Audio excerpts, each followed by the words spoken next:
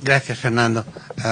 Bueno, tomaré un segundo para expresar mi alegría de estar en esta casa que vine a hacer y de estar de nuevo con mi amigo inspirador y maestro intelectual durante muchos años, Fernando Enrique Cardoso, y también con muchos amigos aquí, colegas aquí presentes, con los que hemos pasado muchos años y conspiraciones desde los años 70 en Brasil.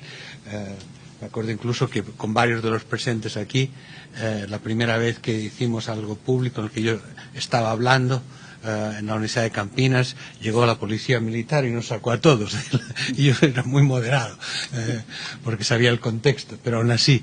Entonces esto es una larga historia de amistad, de desarrollo intelectual, de político, que hemos compartido. Y es una alegría. Hay momentos en la vida en que lo importante es saber lo que se ha compartido. Eso es. Por tanto, mi grupo de San Paulo siempre será y está conmigo en cualquier momento. Bueno, sobre el libro, déjame explicarle simplemente brevísimamente de qué es este libro y por qué es este libro antes de iniciar una conversación que será más bien elaborando, comentando a sus comentarios, no preguntas, sino comentarios, ideas y análisis. Y teniendo muy claro que normalmente se dice, es una pequeña introducción para situar y sigue una conferencia de 1:30 y luego ya no hay tiempo para dialogar para nada. Entonces, no, realmente explicar el libro. Yo, como muchos de vosotros sabéis, pasé mucho tiempo, de hecho 15 años, intentando entender la sociedad que yo veía emerger. Yo no hago futurología, hago lo que yo llamo predicción hacia atrás. Es mucho más segura. Entonces, lo que sí hago, ahora Blackwell me pidió que hiciera una nueva edición adaptada de mi trilogía La Era de la Información, y yo ya había prometido que la trilogía era lo que era y ya no hacía más ediciones, pero lo que entonces sí me pidieron y hice es el hacer un largo prefacio de 20 páginas para cada uno de los 3 volúmenes. Y lo que hice en estos prefacios es ver lo que la trilogía se acabó de publicar en el 2000, ver qué había pasado del 2000 al 2010 y contrastarlo con los análisis que yo tenía en esos volúmenes. Yo creo que ese es el tipo de ejercicio que sí me parece se puede hacer, predicción hacia atrás en lugar de hacia adelante. No le sirve mucho a los políticos, pero sí a los intelectuales para entender los instrumentos analíticos de los que disponemos. Pues bien, cuando yo terminé ese trabajo, tenía una insatisfacción profunda en un aspecto que era realmente precisamente el aspecto que durante toda mi vida intelectual ha sido central en mi problemática: el poder, las relaciones de poder. Poder urbano, poder tecnológico, poder en la globalización. Yo siempre he fundamentalmente trabajado sobre el poder, pero sobre el poder en su contexto, las ideas en su contexto. Entonces, me di cuenta, ¿y por qué no lo acabé? Muy sencillo, porque yo llegué a la conclusión de que el poder era fundamentalmente en el ámbito de la comunicación y necesitaba entender la transformación de la comunicación para entender la transformación del poder. Sí, esa era la conclusión. Y esa transformación estaba en curso, y aunque algo hay en mi trilogía, no había tenido tiempo de trabajar suficientemente. Simplemente por una razón que yo escribí. Estuve trabajando durante 12 años, pero escribí la trilogía en 3 años, muy deprisa, por una razón que algunos y Fernando saben, porque tenía un cáncer que me habían diagnosticado 3 años de vida. Por consiguiente, decidí acabarla como testamento. Y luego, aquí estoy. Entonces, mi problema era qué hacer después de la trilogía. Se suponía que ya no estaría ahí, que era mi obra póstuma. Entonces, ¿cómo sobrevives a una obra póstuma? Claro.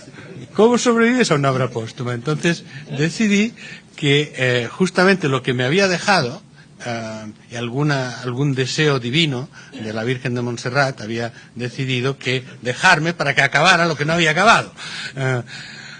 Con lo cual, Y de ahí me puse a trabajar en un libro. La gente piensa que yo escribo constantemente, pero tardo mucho en escribir mis libros. Esta cosa me ha costado 10 años. Entonces, y el libro, ¿qué consiste fundamentalmente? Intenta investigar qué es la transformación de las relaciones de poder en nuestra sociedad. Y digo bien en nuestra sociedad, no a lo largo de la historia. No es el Michael Mann empezando en el Imperio Romano y nunca llegó al siglo XX, pobre chico. No, es las relaciones de poder en nuestra sociedad, que yo he intentado caracterizar como sociedad red global, porque si son redes, las redes son globales. Y por tanto, los procesos de poder se distribuyen en lo nacional, en lo global, en lo local, se van articulando. Bien, entonces, el libro consiste, primero, en un intento de análisis de qué es el poder, con una conclusión muy primaria, muy sencilla, a través de la historia y a través de las teorías. Fundamentalmente son dos cosas y su combinación: el poder de coerción y poder de persuasión. El intimidar a través del monopolio de la violencia, legítimo o no legítimo, ahí Weber fue demasiado formalista, o ser capaz de organizar las mentes de las personas de forma que lo que hace la gente o lo que deja de hacer favorece los intereses de quien tiene poder. Y luego introduciendo en esa mecánica el contrapoder, es decir, toda sociedad donde hay poder, las relaciones de poder son obviamente asimétricas, pero son relaciones. No es un atributo el poder, son relaciones de poder. Después de ese análisis, llegar a una primera hipótesis: el poder fundamental, casi siempre, pero en cualquier caso en nuestra sociedad, es más que el poder de coerción, el poder de persuasión. El poder de coerción solo es un poder débil. En el medio y largo plazo es débil. Por tanto, lo fundamental es lo que, incluso resucitando la vieja noción gramsciana de hegemonía, pero intentando llevarla no solo al plano de los actores colectivos, sino cómo de los actores individuales se va agregando a los actores colectivos. Pero en el fondo es un estudio de la hegemonía en las condiciones actuales. Por tanto, Gianotti debe estar feliz con esto, porque yo aprendí mucho de los análisis sobre Gramsci. Bien, entonces, a partir de aquí, si esa hegemonía se construye en la forma como piensan las personas, ¿qué ocurre? Que las personas, en términos de forma colectivamente, no solo individualmente, pero el conjunto de personas formando grupos humanos, piensa siempre en un entorno de comunicación. Siempre. O sea, depende cualquier tipo de entorno de comunicación, pero siempre. No pensamos solos o en la comunicación interpersonal. Pensamos, formamos nuestras opiniones, actitudes, decisiones en un entorno de comunicación que se caracteriza por un determinado estado de la cultura, de las instituciones y de la tecnología. Si este entorno cambia, cambian las condiciones en las cuales la gente organiza, construye sus categorías, su pensamiento y sus decisiones. Por tanto, primer elemento, y por tanto segundo capítulo del libro, que intentar averiguar cuál es la transformación de la comunicación en nuestro entorno cultural, tecnológico y organizativo. Y ahí ya salto de la teoría a los datos. Yo siempre he dicho que yo no hago teoría, no porque no piense que es importante, sino porque soy incapaz de pensar si no tengo delante alguna serie de informaciones. Claro, siempre se seleccionan con un objetivo, pero sin informaciones, sin datos, sin relación a lo que está pasando en el mundo real, yo simplemente no soy capaz de pensar, porque me parece que, como dice mi nieta cuando inició sus estudios en ciencias sociales, dice, me parece todo una gran mentira. Yo siempre tengo un poco esa impresión de que lo que estoy diciendo es puro juego de palabras. ¿Qué relación tiene esto con la realidad? Y vivir en el mundo académico tiene ventajas, pero tiene también la desventaja de que te das cuenta que mucha gente hace su carrera de manera muy cómoda, leyendo a los otros y criticándolos, los otros los contracritican y el mundo sigue igual, y vivimos siempre en un mundo de ideas que ni siquiera son platónicas, porque son puramente textuales y comentarios de texto escolástico. Entonces, análisis, por tanto, de la transformación del universo de la comunicación organizativa, tecnológica, cultural, con una conclusión fundamental: hay un gran salto de lo que era el mundo clásico de la comunicación de masas, un mensaje de uno a muchos, y poca interactividad, al mundo de lo que llamo la autocomunicación de masa. Es de masa también, porque potencialmente llega a todo el mundo, pero es auto, porque yo la defino, yo organizo el mensaje, yo organizo los mensajes que obtengo, y por tanto es un mensaje de muchos a muchos con interactividad y con hipertextualidad en los referentes. Bueno, eso cambia muchas cosas y eso es lo que me sitúo en ese contexto. Tercer elemento, tercer capítulo, la idea aquí es ver cómo la transformación de ese entorno comunicativo se repercute en la formación de valores, opiniones, actitudes, decisiones, y ahí ya acoto el campo al campo del poder político.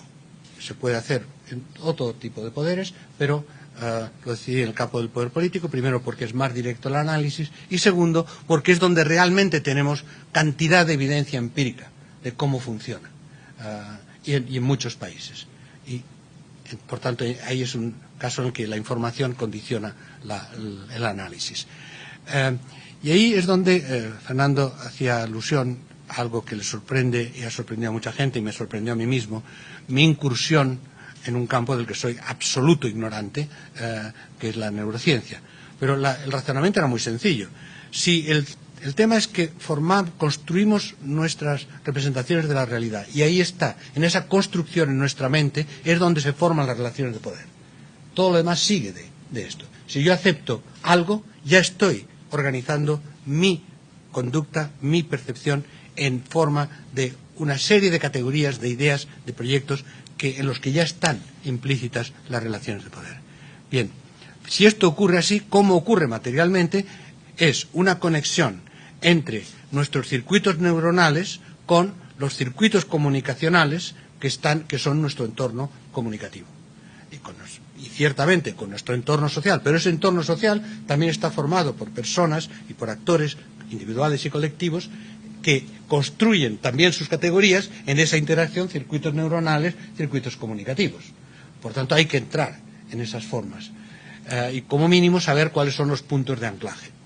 Como yo me di cuenta del problema, pero no tenía ni idea de cómo abordarlo, fui a ver a mi amigo y vecino Antonio Damasio, que ese sí que sabe de temas de neurociencia, y que además encontré que su teoría, de hecho es teoría verificada con resonancia magnética, su teoría es hoy día la base casi común de toda una escuela de investigación en psicología política y comunicación política, que es la teoría de la inteligencia afectiva. En la que ahí sí ya entran, son datos que yo puedo entender y que hay considerable evidencia sobre cómo funcionan los procesos. Pero como yo quería saber cuál era el origen de todo esto, le pedí que me diera un curso acelerado de neurociencia y lo resumí en una serie de páginas que luego le pasaba, y de las 100 páginas que había, al final, después de tacharme durante 6 meses todo, al final quedaron 10 o 12 páginas que están en el libro y que por lo menos cuentan un poco la historia. La historia fundamental es muy sencilla, son nuestras emociones, dictan nuestros sentimientos, que dictan nuestras decisiones. O sea, en todo. Pero hablando de política, la política es emocional. Las teorías de la inteligencia emocional parten de la misma base. Bien, de ahí, con ese argumento, con esa perspectiva, analicé los descubrimientos recientes que se han producido en lo que es los procesos de decisión política, de percepción, de construcción de realidad, en la que sabemos muchas cosas, sabemos cuáles son las emociones que dirigen a las personas, sabemos qué es lo que ocurre en determinados procesos políticos, sabemos, por ejemplo, que la gente no busca información para informarse, sino para confirmar lo que ya piensa. Eso está demostrado. Y que, por tanto, solo leen los periódicos o ven la televisión con la que saben que van a estar de acuerdo. No se van a poner. O sea, aquí toda la imagen del hombre racional se desmorona absolutamente. También, cosas importantes para los políticos, el miedo es la emoción primaria fundamental. El miedo es lo más importante de nuestra vida, por una razón simplemente de la teoría de la evolución, porque los que no tenían miedo se los comieron los otros animales. Por tanto, somos herederos de cobardes. Los valientes ya murieron. Y así una serie de cosas bastante interesantes que se pueden situar en la teoría de la evolución. Armado con esto, hice algún estudio de caso con estos análisis y hice uno que era obvio y fácil, que era la construcción de la percepción del peligro terrorista por la administración Bush como forma de llevar a la guerra de Irak. Entonces desmonté todo el proceso, utilicé Lakoff también naturalmente, pero desmontamos con mis ayudantes de investigación, desmontamos el proceso concreto de cómo se pasa del hecho de la realidad que existía al hecho de que 2 años después de la invasión de Irak y con todas las informaciones sobre las no armas de destrucción masiva, 2 años después el 50% de los americanos creían no solo que había armas de destrucción masiva, sino que se habían encontrado. Entonces hay una hipótesis racista, que es que los americanos son estúpidos genéticamente, pero si no se acepta esta hipótesis, entonces hay que empezar a trabajar sobre otras. Porque si empezamos con las cosas que la gente cree en Brasil, que no tienen ninguna relación con la realidad, también podría haber sorpresas. Entonces, por lo menos hay un estudio de caso ahí de la guerra de Irak que muestra cómo la capacidad, no de manipulaciones, mucho más complicado, es de activación de las emociones en nosotros. O sea, no es que se inventen las cuestiones, es que activan el miedo como emoción prioritaria con respecto a otras. Y pueden activar el miedo en ciertos contextos y no en otros. Pero el miedo hay que activarlo y tiene que haber procesos políticos. Y últimamente hay que tener una periodista del New York Times que cuente la historia de que había armas de destrucción masiva, aunque no hubiera. O sea, ahí se mezclan los distintos mecanismos tradicionales de construcción del inconsciente, a la vez que hay manipulación obvia de los medios de comunicación. Puesto así la situación, entonces ahí paso ya al análisis empírico de lo que son los procesos de formación de poder. Entonces lo hago en 2 capítulos. Uno sobre los medios de comunicación tradicionales, y ahí es todo el análisis de la política mediática, con todo lo que ya sabemos, la política del escándalo, la personalización de la política, todos esos temas que podemos hablar, y en el que finalmente muestro empíricamente la correlación entre los procesos de la política mediática y la crisis de legitimidad política en nuestro mundo con todos los datos. La política mediática últimamente conduce al proceso de crisis de legitimidad en el conjunto del planeta. Salvo Escandinavia, así pongo salvo Escandinavia, porque ahí no funciona así. Por el frío. Bueno, no sé por qué, porque en Rusia hace mucho frío, te puedo asegurar. Una vez estaba hablando en uno de los foros estos en Suecia, con el rey de Suecia delante, y Kofi Annan delante, porque su mujer es sueca, como sabes, y se me ocurrió decir, bueno, miren, ¿sabe qué? Como estoy ya cansado de esto, lo que voy a proponer es que se cree una reserva ecológica de la especie humana en Escandinavia, para que se vea lo que podía haber sido una sociedad decente y civil. Claro, el rey de Suecia no le hizo ninguna gracia. Esto porque además añadí, y pueden entonces vender billetes para que los niños de las escuelas del mundo vengan aquí a ver lo que es una sociedad decente. Bueno.